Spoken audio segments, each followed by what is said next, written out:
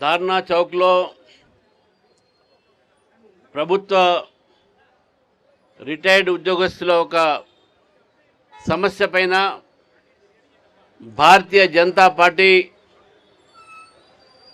Legislative party అటు ఎమ్మెల్యేలు council సభ్యులు అదేవిధంగా భారతీయ జనతా పార్టీ గతంలో ఇదే ఒక స్థానంలో ప్రభుత్వ ఉద్యోగస్తుల ఒక సంబంధించినటువంటి సమస్య పైన పోరాడి ఆ రోజు ప్రభుత్వానికి మేము చెప్పినాము, మీకు 2 నెలల సమయం ఇస్తున్నాము, రిటైర్డ్ ఎంప్లాయీస్ సంబంధించినటువంటి వాళ్ళ రిటైర్మెంట్ బెనిఫిట్స్ని వెంటనే చెల్లించాలి, లేకపోతే భారతీయ జనతా పార్టీ ఉద్యమిస్తుందని చెప్పేసి ప్రభుత్వం చెల్లించలేదు, స్పందించలేదు. ఇంకా దాదాపు ప్రతిరోజు రిటైర్డ్ ఎంప్లాయీస్ ఒక గాథలు వింటూ ఉంటే హృదయం కరిగిపోయేటటువంటి ఒక పరిస్థితి వస్తుంది.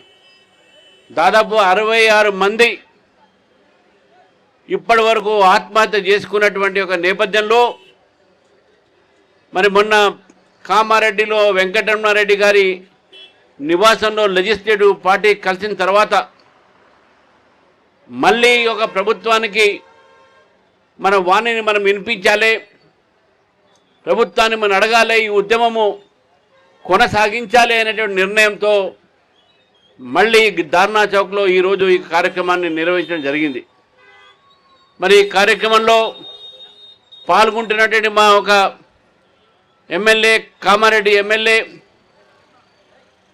మరి వెంకటరమణారెడ్డి గారు, మా ఎమ్మెల్సీ కొమరే గారు, మరి మాజీ BC commission chairman, MBC commission chairman, BC commission chairman ఇప్పుడు కృష్ణమోహన్ గారు, అదేవిధంగా శ్రీనివాస్ గారు, కృష్ణ యాదవ్ గారు, శ్రీవర్ధన్ గారు, ఎన్వి సుభాష్ గారు, వేదికని అలంకరించిన అందరూ కూడా, ఎందుకంటే సమయం కూడా చాలా తక్కువగా ఉంది కాబట్టి వేదికను అలంకరించిన మా మిత్రులందరికీ కూడా పేరు పేరున నమస్కరిస్తూ, పత్రికా విలేకరులకు, పత్రికా మిత్రులకు, ఇక్కడ విచ్చేసినటువంటి రిటైర్డ్ ఎంప్లాయీస్కు అందరికీ కూడా ఈ యొక్క కార్యక్రమంలో మీరు పాల్గొన్నందుకు ముందుగా మీ అందరికీ ధన్యవాదాలు తెలియజేస్తూ, మరి ఈరోజు చూస్తూ ఉన్నాం మిత్రులారా, ఈరోజు తెలంగాణలో మన ముఖ్యమంత్రి గారు గడ్డపార పెట్టి బయలుదేరారు. వారు వచ్చినప్పటి నుంచి ధన్పాల్ సునాన్ గుప్తా గారికి కూడా స్వాగతం. వారు ముఖ్యమంత్రి అయినప్పటి నుంచి ఆయన చేతిలో గడ్డపార, మిగతా మంత్రుల చేతిలో పారలు పట్టుకొని ఎక్కడ ఏ బీదవాళ్ళని కూలగొట్టాలి, వాళ్ళ ఇల్లు కూలగొట్టాలి అనే ఆలోచనతోనే బయలుదేరారు. ముఖ్యమంత్రి గాంగనే మొదలుపెట్టింది హైడ్రాతోని బీదవాళ్ళ ఇల్లు కూలగొట్టడానికి. దాని తర్వాత మూసి పక్కన ఉండి ఇల్లు కూలగొట్టడం మొదలుపెట్టారు. అది పోంగా మన గుళ్ళను కూలగొడతా ఉన్నారు. మొన్న ఖమ్మంలో వెలుగుమెట్లలో 600 కుటుంబాలు ఇల్లు కట్టుకొని పక్కా ఇల్లు కట్టుకుంటే ఆ ఇల్లు కూడా మొత్తం కూడా నిన్న నేను పోయొచ్చాను, మొత్తం కూడా పక్కా ఇల్లును కూలగొట్టడం జరిగింది. ఈ ప్రభుత్వాన్ని కేవలము కూలగొట్టడాలు లేకుంటే ఆత్మహత్య చేసుకోవడానికి పరిస్థితులు మాత్రమే నిర్మాణం చేసింది. నేను అడుగుతాను ఈ ప్రభుత్వాన్ని, మీరు అధికారంలో రాకముందు మీరు రిటైర్డ్ ఎంప్లాయీస్ కానీ గవర్నమెంట్ ఎంప్లాయీస్ కానీ పువ్వులుగానే చూసుకుంటా ఉన్నారు, ఎటువంటి కష్టం లేకుండా చూసుకుంటా ఉన్నారు. కానీ మీరు వచ్చినటువంటి 2.5 సంవత్సరాల్లో ఇప్పటి వరకు రిటైర్డ్ పెన్షనర్స్కు, రిటైర్డ్ అయినటువంటి ఒక ప్రభుత్వ ఉద్యోగస్తులకు ఒక్క పైసా కూడా మీరు రిటైర్మెంట్ బెనిఫిట్ ఇవ్వలేకపోతా ఉన్నారు. ప్రభుత్వ ఉద్యోగస్తులకు సమయానికి మీరు జీతాలు కూడా ఇవ్వలేని పరిస్థితి మీది. ఏదైనా అంటే బహిరంగంగానే నా దగ్గర డబ్బులు లేవు, నేను ఏం చేయాలి మీరే చెప్పండి అని చెప్పి ఉద్యోగస్తులు మీరు అడుగుతూ ఉన్నారు. నేను అడుగుతా ఉన్నాను ముఖ్యమంత్రి గారిని, మీకు జీతాలు ఇవ్వడానికి డబ్బులు లేవు, పెన్షన్లు ఇవ్వడానికి డబ్బులు లేవు, రిటైర్మెంట్ బెనిఫిట్ వాళ్ళకి హెల్త్ స్కీమ్కు దానికి డబ్బులు లేవు, కానీ నేషనల్ హెరాల్డ్కి మాత్రం 1000 కోట్లు ఇవ్వడానికి మీ దగ్గర డబ్బులు ఉన్నాయా? అంటే ఇక్కడ ఉన్నటువంటి ప్రభుత్వ ఉద్యోగస్తులు ఈ రాష్ట్రంలో జీవించే బీదవాడి కన్నా మీకు మీ పార్టీ యొక్క సంస్థనే పెద్దగా అయిపోయిందా? రాహుల్ గాంధీ గారికి మీరు 1000 కోట్లు ఇవ్వగలుగుతారు, కానీ ఈరోజు ప్రభుత్వ ఉద్యోగస్తులు ఒక్క పైసా కూడా ఇవ్వలేని పరిస్థితి మీది. రాహుల్ గాంధీ గారు వాళ్ళు వచ్చారు, వికారాబాద్ వెళ్తా ఉన్నారు. నేను రాహుల్ గాంధీ గారిని అడుగుతా ఉన్నాను, మీరు ఏ మొహంతో ఈరోజు తెలంగాణ వచ్చారు? ఆ రోజు చాలా గొప్పగా చేవల్ల డిక్లరేషన్ అన్నారు, బీసీలకు అన్యాయం చేశారు. చేవల్లలో ఎస్సీలకు అన్యాయం చేశారు, కామారెడ్డి డిక్లరేషన్ బీసీలకు అన్యాయం చేశారు, వరంగల్ డిక్లరేషన్ చేసి రైతులకు అన్యాయం చేస్తూ ఉన్నారు. రైతులకు రైతు భరోసా లేదు. ఇంతవరకు 2.5 సంవత్సరాల్లో రైతుల అకౌంట్లో ఎంతవరకు రైతు భరోసా వేశారని చెప్పేసి ప్రభుత్వాన్ని ప్రశ్నిస్తున్నాను. రాహుల్ గాంధీ ఎట్లా వస్తారండి? మీరు చెప్పినటువంటి 6 గ్యారంటీలు ఒక్క గ్యారంటీ కూడా పూర్తి చేయనటువంటి ప్రభుత్వము. రాహుల్ గాంధీ గారు మీ ముఖ్యమంత్రి ఇక్కడ మాట తప్పాడు కాబట్టి మీరు ఇక్కడ ఎట్లా వస్తారని చెప్పి అడుగుతా ఉన్నాను. మీకు ఏమి నైతిక అధికారం ఉంది? రాహుల్ గాంధీ గారికి నైతిక అధికారం తెలంగాణ రావడానికి లేదు. ఎందుకంటే వారి పార్టీ సంబంధించిన ముఖ్యమంత్రి మాట తప్పుతున్నారు కాబట్టి.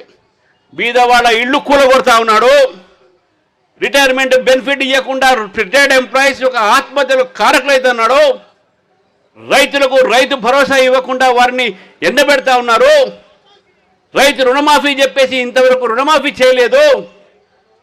ఏ మొహంతోనే మీరు ఈరోజు తెలంగాణకు వచ్చారని చెప్పి అడుగుతాను రాహుల్ గాంధీ గారిని. మీ ముఖ్యమంత్రి మాత్రం మీకు 1000 కోట్లు ఇవ్వగలుగుతాడు, కానీ ప్రజలకు 1000 రూపాయలు కూడా ఇవ్వలేని పరిస్థితి మీరున్నారా? ఏమవుతుంది తెలంగాణ కానీ ఒకసారి మనం ఆలోచిస్తే, తెలంగాణలో గడ్డపార రాజ్యం ఉన్నది. ఈ గడ్డపార రాజ్యాన్ని ప్రజలు దీన్ని కూలగొట్టాల్సిన అవసరం ఉన్నది మిత్రులారా.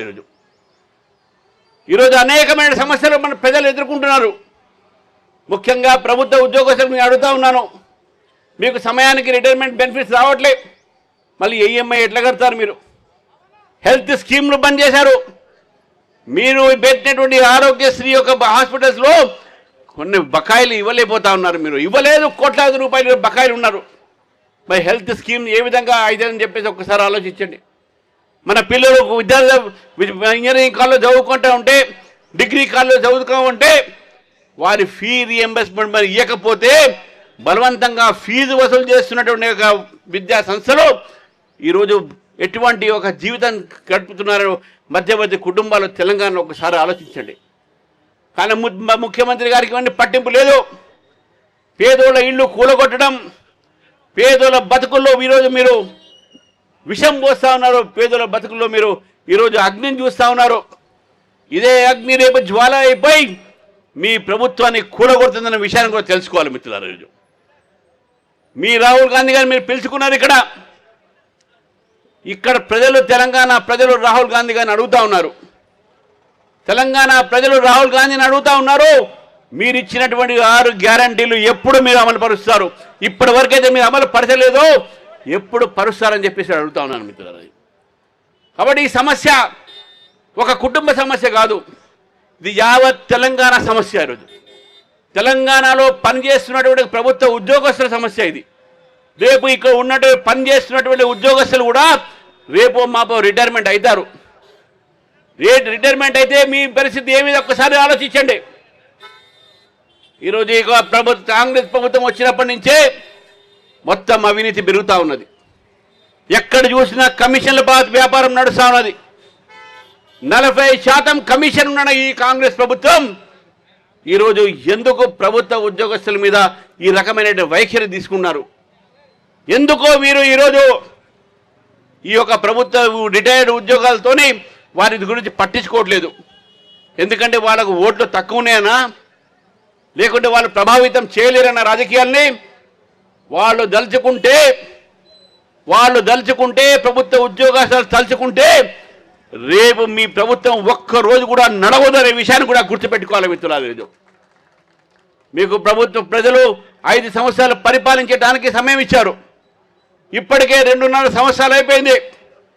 మీరు ఏం చేశారు, ఏం కట్టారంటే మీరు కట్టింది ఏమి లేదు, మీరు గడ్డబార పెట్టి కూల్చింది ఎక్కువ ఉన్నాయి. కట్టింది మాత్రం ఏం లేదు. ఈరోజు విశ్వవిద్యాలయాల పరిస్థితి మనం చూస్తూ ఉన్నాం. ఈరోజు విశ్వవిద్యాలయాలు ఈరోజు ఇంకా ఆ రోజు పోయి 1000 కోట్లు ఇస్తున్నారు. ఒక కొత్త ప్రొఫెసర్ లెక్చరర్ని కూడా అపాయింట్ చేశారని అడుగుతున్నాను రేవంత్ రెడ్డి గారిని. ఎవరిని ఎంతమంది నియమించారు? పిల్లలకు చదువు చెప్పడానికి లెక్చరర్ ఎక్కడ నియమించలేకపోయారు. ఈరోజు కొత్త ఉద్యోగాలు ఇవ్వలేకపోతా ఉన్నారు. తెలంగాణలో ప్రతి వర్గము ప్రతి ఒక్కరు కూడా ఈరోజు కష్టాల్లో ఉన్నారు. యువతకు ఉద్యోగాలు లేవు. తెలంగాణ పబ్లిక్ కమిషన్ మొత్తం కూడా తన ప్రక్షాళన చేయాల్సిన అవసరం ఉన్నది. వారు నిర్వహిస్తున్న ప్రతి ఎగ్జామ్ కోర్టులో పోతా ఉన్నాయి.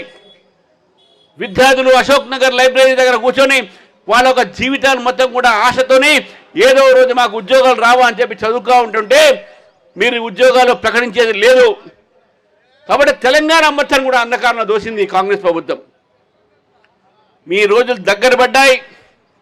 రేవంత్ రెడ్డి గారు, నేను అలా చెప్తా ఉన్నాను, మేము భారతీయ జనతా పార్టీగా మీకు అడుగుతా ఉన్నాము, ప్రభుత్వం మీరు ఏదైతే రిటైర్డ్ ఎంప్లాయీస్ తరఫు నుంచి వారికి సమయానికి మీరు పెన్షన్లు బకాయిలు అన్నీ కూడా ఇవ్వాల్సిన అవసరం ఉన్నది.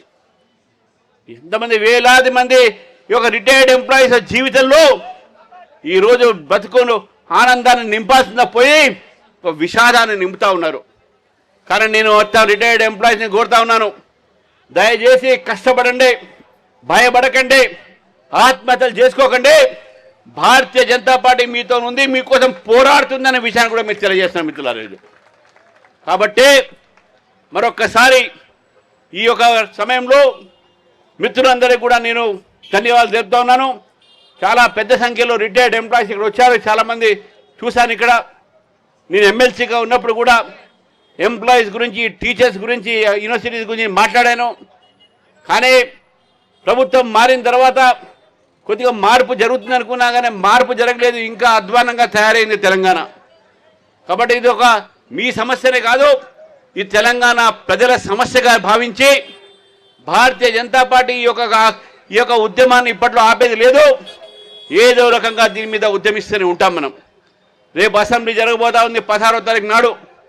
మా ఎమ్మెల్యేలు, మా ఎమ్మెల్సీలు హౌస్లో తప్పకుండా ఈ విషయం పైన మాట్లాడతారు.